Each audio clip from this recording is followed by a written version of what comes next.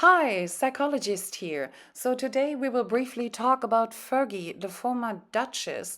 Back then she was actually referred to as Your Royal Highness, but now she's just Fergie, and she has been all over the press, so let's briefly talk about it. So basically we learned that she checked herself into an expensive wellness clinic. It's a place in Switzerland where they offer treatment for the very, very moneyed.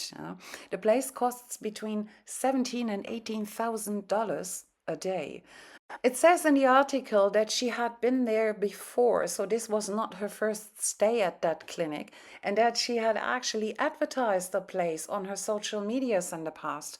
And the Daily Mail is speculating that she may have gotten it for free because it's a really, really expensive clinic.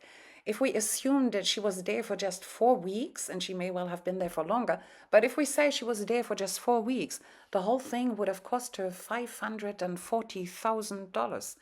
And so maybe she did get a cut rate or she did get a freebie because Fergie doesn't even have a home at this point. How would she even be able to afford any of this? So why was she there in the first place at the clinic? Well, it says in the article that Sarah was absolutely crushed by the whole Epstein thing, and in particular by the recent email exchanges with him being released.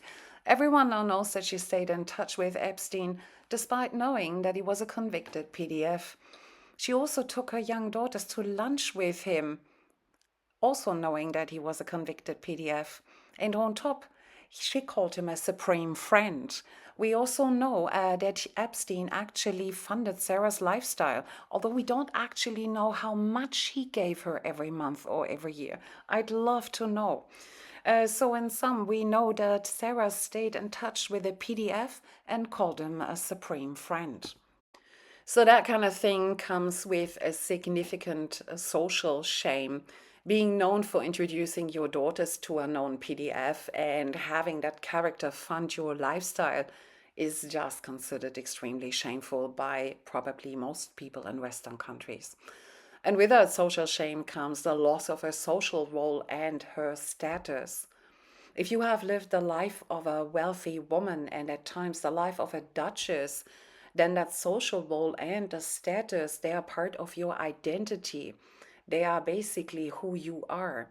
And a sudden loss of all of that can indeed lead to possible PTSD-like symptoms. I do believe that she is not okay. And that is exactly what the Daily Mail is reporting on, that she was being treated at that clinic for PTSD-like problems. The Mail also reports that she was treated for something else. They say that she also suffers from ADHD.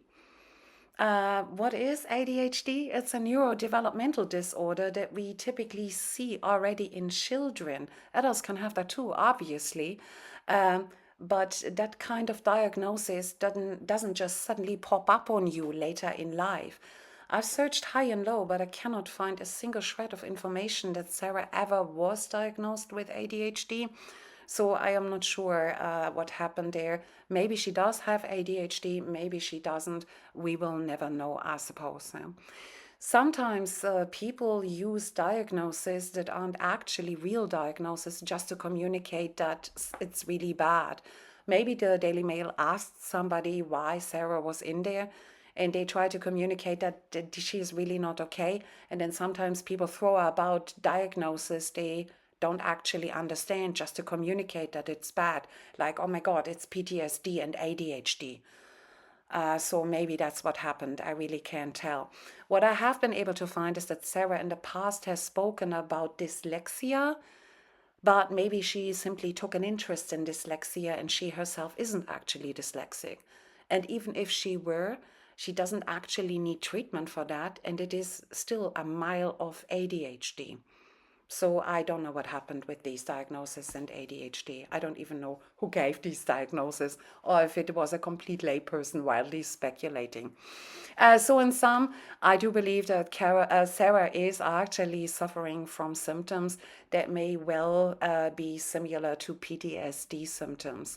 And I actually hope that she will find a way to navigate through those symptoms because I think that her life really is not very easy right now.